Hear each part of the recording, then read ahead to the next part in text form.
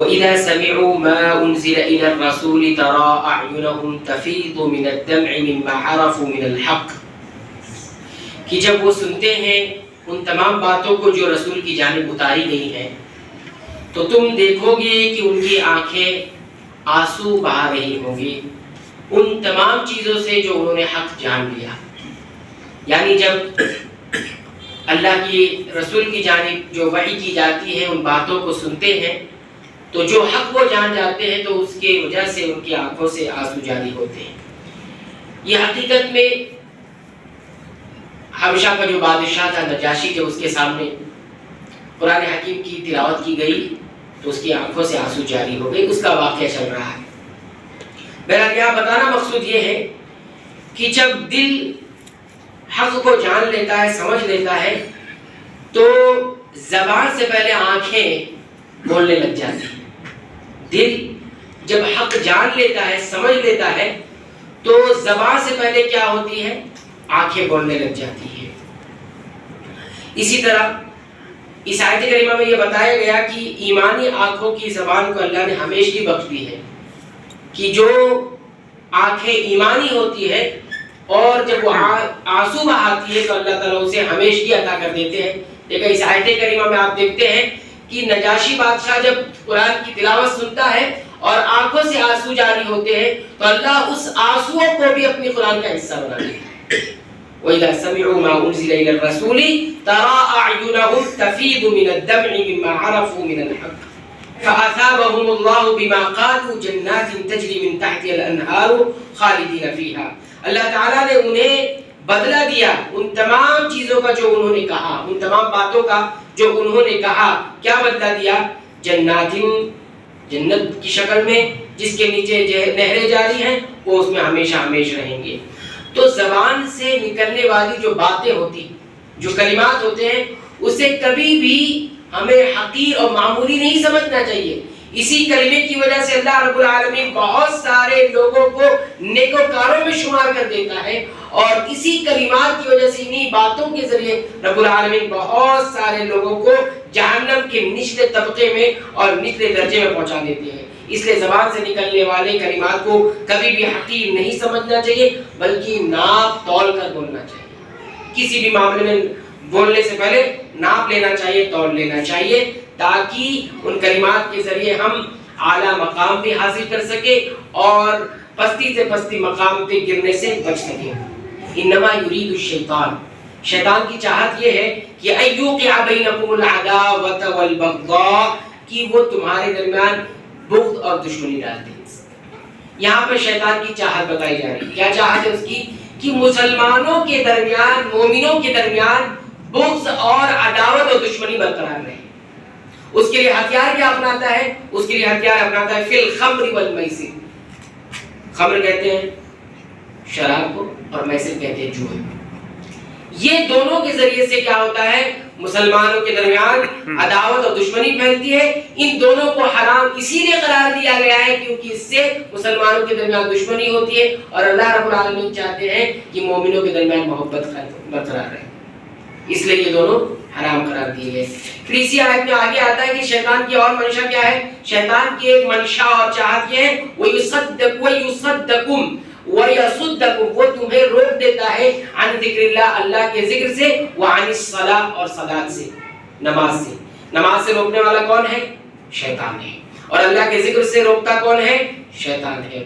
صلاۃ سے کیوں روکتا ہے؟ کیونکہ صلاۃ کیا ہے؟ ام الطاعات، تمام اطاعت کے کاموں میں سب سے اوپر ہے، سر فہرست. جو نماز نہیں پڑھتا وہ کتنے بھی اچھے کام کر لے، لیکن جو طاعت کا سب سے بڑا کام ہے وہ نہیں کرتا. تو شیطان اس سے روکتا ہے. اور خمر سے، خمر کو کیوں وہ اپنا ہتھیار بناتا ہے؟ تو اہل علم کہتے ہیں خمر کیا ہے؟ شراب وہ ام المعاصی ہے. ام المعاصی مطلب تمام گناہوں کی ماں ہے، تمام گناہوں کی جڑ ہے. انسان کو اگر تمام گناہ کرنے ہیں تو شراب کا ایک پیگ لگا لے، بس سارے گناہ کرنا شروع کر دے. اب کتنے لوگ شراب پیتے ہیں؟ کتنے لوگ شراب پیتے ہیں؟ وہ سارے جرائم میں مبتلا ہے. جتنے جرائم ہوتے ہیں، اگر آپ اس جرائم کی تہ میں جائیں گے، اس کرائم کی تہ میں جائیں گے، تو آپ کو یہی ایک چیز نظر آئے گی. کون سی چیز؟ خمر، شراب نظر آئے گی. بغیر شراب پیے کوئی غلط کام بہت مشکل سے کرتا ہے، کبھی نہ کبھی اس کا ضمیر اسے روک لیتا ہے، جھنجھوڑ دیتا ہے، لیکن جب شراب پی لیتا ہے تو یہ بھی نہیں کر پاتا۔ اور صلاۃ اور خمر کیا ہے؟ یہ دونوں چیزیں، صلاۃ انسان کو بے حیائی سے روک دیتی ہے، برائی سے روک دیتی ہے، بے حیائی کاموں سے روک دیتی ہے، اور شراب کیا کرتا ہے؟ شراب سے شیطان جو ہے انسان کو اللہ کے ذکر سے بھی غافل کر دیتا ہے اور نماز سے بھی غافل کر دیتا ہے۔ تو پہلے شراب پلاؤ، شراب پی لے، شراب کو حرام سمجھ لے تو حلال سمجھ لے تو ساری کی ساری چیزیں انسان کر لیتا۔ حالت احرام میں شکار کرنا منع ہے۔ صلح حدیبیہ میں ایسے ہی ہوا کہ صحابہ کرام حالت کے احرام میں گزر رہے ہیں اور شکار کے جانور بھی گزر رہے ہیں۔ اب دیکھیے عربوں کی عادت کیا ہے؟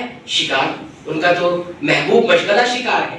اب ان کو منع کر دیا گیا، کیا منع کر دیا گیا؟ کہ حالت احرام میں شکار نہیں کرنا، اور شکار کے جانور ان کے سامنے سے گزر رہے ہیں۔ بتاؤ جس کا محبوب مشغلہ شکار ہو اور ان کے سامنے شکار گزر رہا ہو اور پھر ان کے، لیکن صحابہ کرام اس پر ڈٹے رہے اور انہوں نے شکار نہیں کیا۔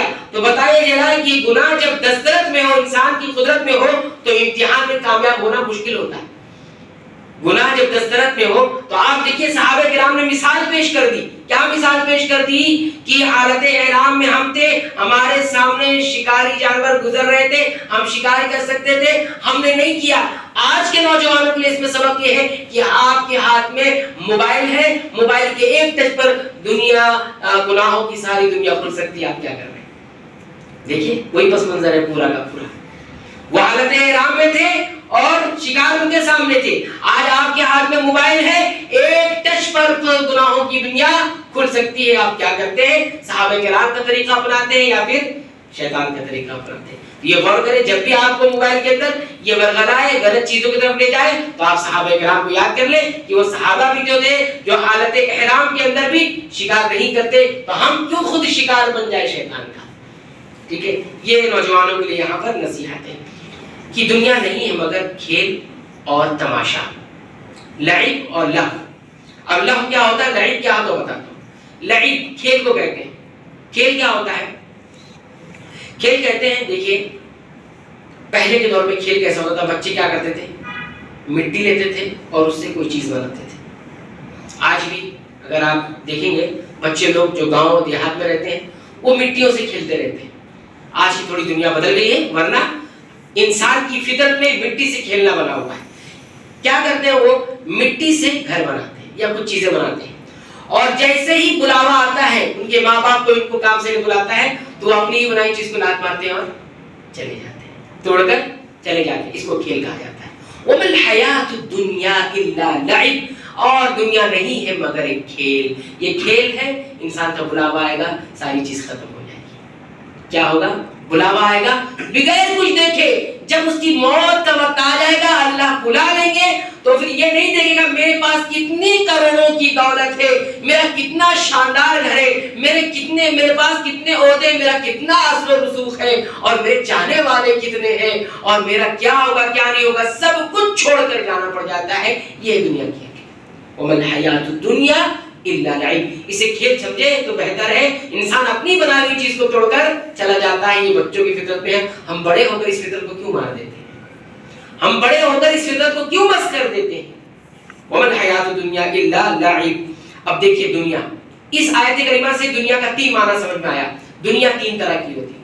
اہل علم کہتے ہیں پہلی دنیا الامس عشناؤ، گزرا ہوا کل جسے ہم نے گزار دیا۔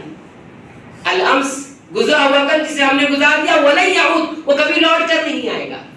دنیا کیا ہے؟ پہلی گزرا ہوا کل جو گزر جاتا ہے پھر دوبارہ لوٹ کر نہیں آئے گا۔ وَالْيَوْمَ نَعِيشُ، اور آج جس کو ہم گزار رہے ہیں وَلَن يَدُومَ، اور یہ ہمیشہ رہے گا نہیں۔